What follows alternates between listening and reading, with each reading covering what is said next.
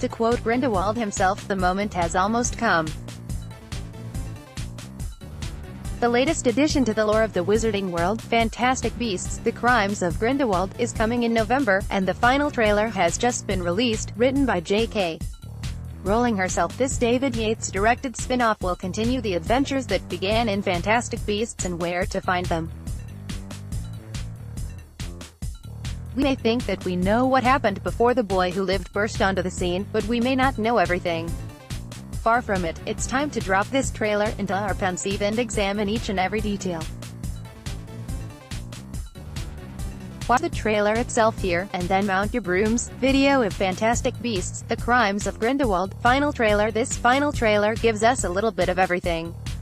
We get plenty of glimpses of returning heroes: Newt Scamander, Eddie Redmayne, Tina Goldstein, Catherine Waterston, Queenie Goldstein, Alison Sudol, Jacob Kowalski, Dan Fogler, and Credence Barebone, Ezra Miller.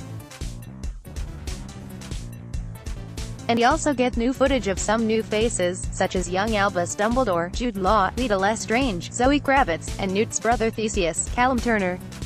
There are plenty of news and returning magical creatures, as well as lots of action with our new, old Voldemort, Gellert Grindelwald, Johnny Depp. Let's dive into this suitcase of wonder, shall we? Wands out, everyone. Good to have a place to go. The trailer begins with an exchange between Newt and Dumbledore, and it seems like this relationship will prove pivotal to the film. We know that Dumbledore gives Newt his mission for the movie, and here he is giving him some additional support. He provides Newt with the location of a magical safe house, should Newt need to seek safety, or just a place to have a cup of tea. The moment has come. Grindelwald starts monologuing, mostly to those who stand for truth. By that, he means other wizards who believe that their kind should be superior to muggles. There are various shots taking place all over the Wizarding World, but the real surprise comes when we see Credence at the circus. Right before a performer contorts herself, he whispers "Nagini" to her.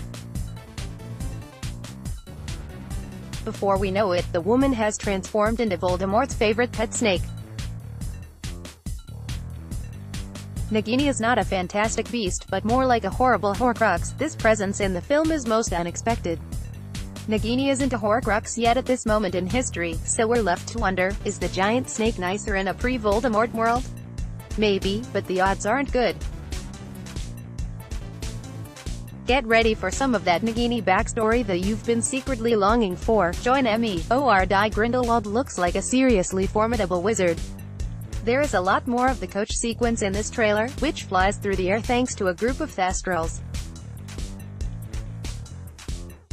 If the carriage is being used to transport him, then we don't think it succeeds. It looks like Grindelwald takes charge of it fairly quickly. While doing so, we hear him say, "Join me, or die," in voiceover. Seems like an all-or-nothing kind of guy, and that has us worried. For over a century, a quick glimpse of the main hall of Hogwarts sets us back at ease. Switching from this to a lovely shot of Paris, we hear someone in voiceover saying, "The wizarding and non-wizarding worlds have been at peace for over a century." Grindelwald wants to see that peace destroyed. Grindelwald has already made this fairly obvious, but it's good to be completely clear about it. Flamel. We saw him in the previous trailer, but we see another quick shot of noted alchemist Nicholas Flamel looking at something with a troubled expression. He's pretty old and has seen a great deal, so if he's troubled, so are we. It's good to see him outside, though we're a bit worried that the wind will blow him away. You want Emmy to hunt him down. Things are going Cornish pixie all over the Wizarding World, with multiple shots of what appear to be black silks of doom rising to the skies.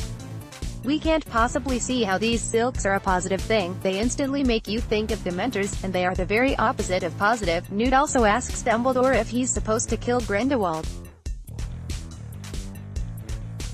Is this a mission that Dumbledore would give? Of course it is. It could turn out to be Harry versus Voldemort all over again. Dumbledore had very good reasons for handing that burden off, but does he have the same reasons here?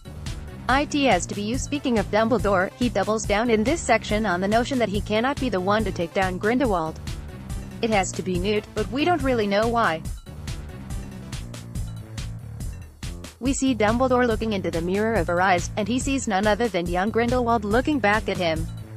The image looks a lot like Jamie Campbell Bower, who played young Grindelwald in Harry Potter and the Deathly Hallows, Part 1.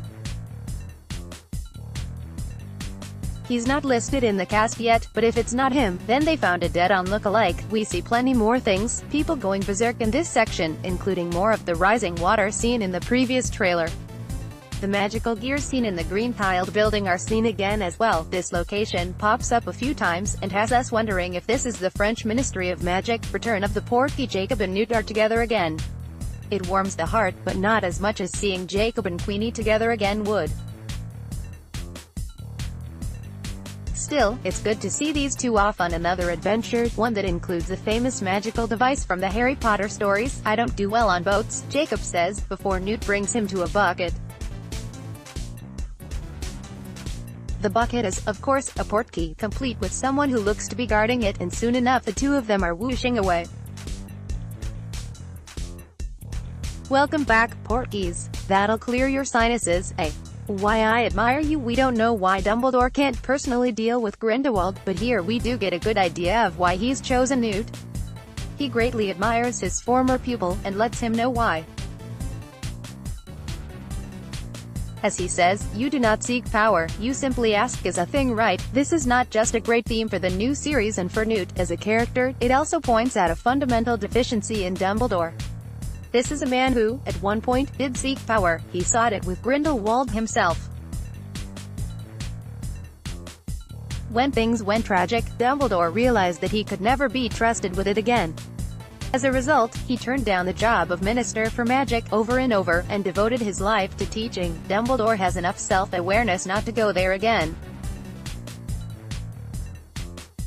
He trusts Newt more than he trusts himself, and perhaps this is why he cannot deal with Grindelwald in person, at least not yet. We also see shots of Newt coming out of his case, Tina drinking tea, some creepy walls, and Newt, we think, riding a giant water creature. I don't do sides. Newt's brother has overshadowed him his entire life, and now he's breaking into Newt's movie.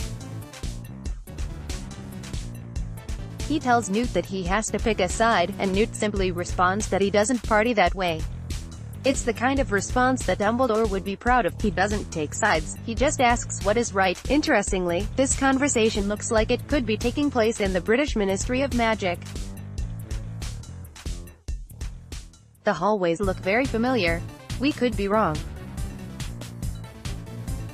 Also of interest, a fiery magical beast, Queenie looking wet and broken, she had better be alright, and the return of Pickett the Bowtrackle. Yay Pickett, panic at Hogwarts. It's very brief, but it's there, the all too familiar sight of students panicking at Hogwarts. Robed children are running around the grounds, and it looks like a Quidditch game in progress is being disrupted. Has Grindelwald's evil come to Hogwarts, or is it just Tuesday? Let's take him not to be outdone in the heroism department. Theseus Scamander seems ready to fight Grindelwald himself. That's not going to be easy, as Grindelwald immediately surrounds himself with blue fire. There are action shots aplenty, and we're betting that this stone amphitheater could be where the big showdown in the movie's climax takes place. At the very least, a set piece will happen there. The best moment of my life. The trailer is full of darkness, but it thankfully ends on a moment of levity. Tina meets Theseus and she wastes no time in magically binding him to a chair. It's quick, efficient, and glorious. Newt can barely believe it, and tells her that it might be the best moment of his life. His girlfriend, unconfirmed, but we want it, so there, just kick the garden gnomes out of his older brother, and Newt is overjoyed. Semi-fantastic final thoughts and where to have them. While heavy on Dumbledore, Grindelwald, and Newt, the trailer is light on Tina, Jacob, and Queenie, at least in the spoken line department. We're sure the riches will be more vastly spread in the film itself. Redmayne is still a joy to watch, and Law certainly looks like he has the ever-important charm of Dumbledore. Something else that is very important? The trailer is packed to the gills with beasts of a fantastical nature. Even as he fights evil, it looks like Newt still loves and cares for these amazing creatures, and that they will continue to play a major role. Here's hoping that the swooping evil of Newt will be able to contest the real evil of Grindelwald. Fantastic Beasts: The Crimes of Grindelwald will apparate into cinemas on November 16th. Video of a visit to the celebration of Harry Potter Expo, Sci-Fi Wire.